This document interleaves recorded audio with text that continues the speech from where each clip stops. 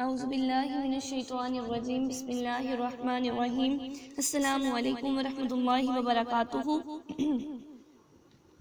اللہ تبارک و تعالیٰ نے ایک بار پھر اپنے فضل و کرم سے ہمیں رمضان المبارک کی برکتوں اور بے پناہ رحمتوں والا مہینہ عطا فرمایا،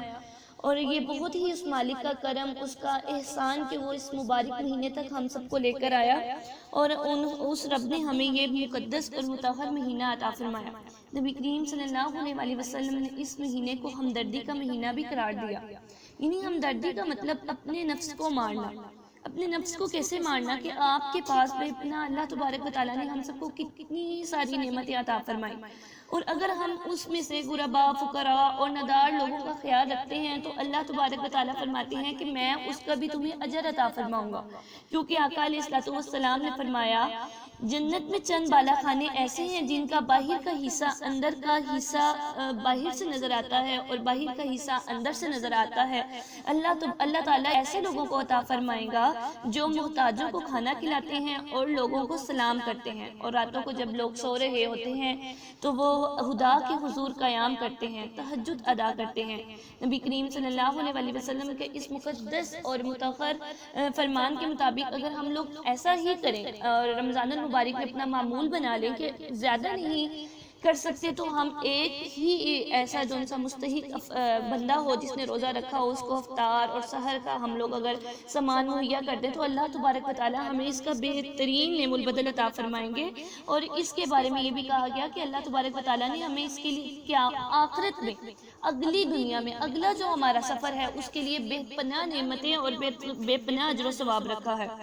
تو یہ تھوڑی سی بات ہم کرتے ہیں رمضان المبارک کی عبادات کے بارے میں کہ ہمیں رمضان المبارک کیسے گزارنا چاہیے، رمضان المبارک میں ہمیں کیا کرنا چاہیے۔ تو سب سے پہلا پوائنٹ کہ ہمیں رمضان المبارک میں زیادہ سے زیادہ دن رات میں کوشش کرنی چاہیے کہ ہم تلاوت قرآن پاک کریں، ٹھیک ہے۔ اگر ہم جتنا کلام پاک پڑھیں گے، جتنا قرآن پاک پڑھیں گے، اللہ تبارک و تعالیٰ ہمیں اتنی ہی برکتیں اور نعمتیں عطا فرمائیں گے، کیونکہ آقا علیہ الصلوۃ والسلام نے فرمایا، لوگوں نے پوچھا یا رسول اللہ صلی اللہ علیہ وسلم، اگر دلوں کو زنگ لگ جائے تو اس کو کیسے دور کیا جاتا ہے؟ نبی کریم صلی اللہ علیہ وسلم نے فرمایا اگر دلوں کو زنگ لگ جائے تو اس کو زیادہ سے زیادہ قرآن کے ذکر کو کیا جائے، قرآن کی زیادہ سے زیادہ تلاوت کی جائے، اور موت کو کثرت سے یاد کیا جائے۔ یہ دو عمل ایسے ہیں جو ہمارے دلوں سے زنگ کو دور کریں گے۔ اللہ تبارک و تعالیٰ ہمیں اس کی توفیق عطا فرمائے۔ اور اس کے بعد قرآن پاک کی تلاوت کے بعد زیادہ سے زیادہ ہمیں یہ کوشش کرنی چاہیے کہ ہم جون سا ہے اگر ہم لیٹے ہوئے ہیں، بیٹھے ہوئے ہیں، تو زیادہ تر یہی کوشش کریں کہ باوضو رہیں، کیونکہ اللہ تبارک و تعالیٰ نے فرمایا، آقا علیہ الصلوۃ والسلام نے فرمایا کہ باوضو رہنے والے سے شیطان دور رہتا ہے۔ باوضو رہنے کی کوشش کریں۔ چھوٹے چھوٹے جتنی بھی آپ کو آیات آتی ہیں، اذکار آتے ہیں، جو کچھ بھی، اور جو 3 عشروں کی دعا ہوتی ہے، پہلا عشرہ، دوسرا عشرہ اور تیسرے عشرے کی، وہ بھی پڑھیں۔ اس کے علاوہ حضرت علی رضی اللہ تعالیٰ عنہ سے روایت ہے، نبی کریم صلی اللہ علیہ وسلم نے فرمایا جس کو روزے نے کھانے پینے سے روک دیا، جس کی اسے خواہش تھی، تو اللہ تبارک و تعالیٰ اسے جنتی پھلوں میں سے کھلائیں گے اور جنتی شراب سے سیراب کریں گے، سبحان اللہ۔ اور جہنم سے دوری بھی اسی کے بارے میں روزہ رکھنے والوں کے لیے خوشخبری، نبی کریم صلی اللہ علیہ وسلم کا ارشاد کہ جس نے اللہ تعالیٰ کی راہ میں 1 دن کا روزہ رکھا، 1 دن کی بات کی،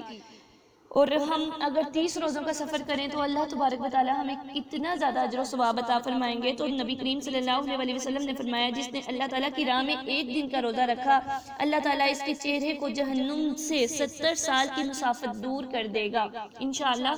اور یہ ثواب اللہ تبارک و تعالیٰ نے روزے داروں کے لیے ہی رکھے۔ اور روزہ کی حالت میں اگر کوئی مرتا ہے تو حضرت عائشہ صدیقہ رضی اللہ تعالیٰ عنہا سے روایت ہے، نبی کریم صلی اللہ علیہ وسلم نے فرمایا جو روزے کی حالت میں مرا، اللہ تعالیٰ قیامت کے دن اس کے حساب میں روزے رکھ دے گا، سبحان اللہ۔ تو کوشش کیجئے جتنا بھی آپ روزے میں ہیں، آپ نے روزہ رکھا ہے، فجر کی نماز ادا کی، عصر کی، ظہر کی نماز ادا کی، عصر کی ادا کی، مغرب کی ادا کی، عشاء کی ادا کی، تو اس کے بعد تراویح کا بھی معمول بنائیں، کیونکہ تراویح کو بھی جو ہے انہوں نے مستحب بھی قرار دیا اور تراویح پڑھنا لازمی بھی قرار دیا گیا، تراویح کا بھی معمول بنائیں۔ اور اس کے علاوہ نبی کریم صلی اللہ علیہ وسلم نے فرمایا روزہ دار کا سونا عبادت، اس کی خاموشی تسبیح اور اس کی دعا قبول اور اس کا عمل مقبول ہوتا ہے۔ دیکھیں کتنا زیادہ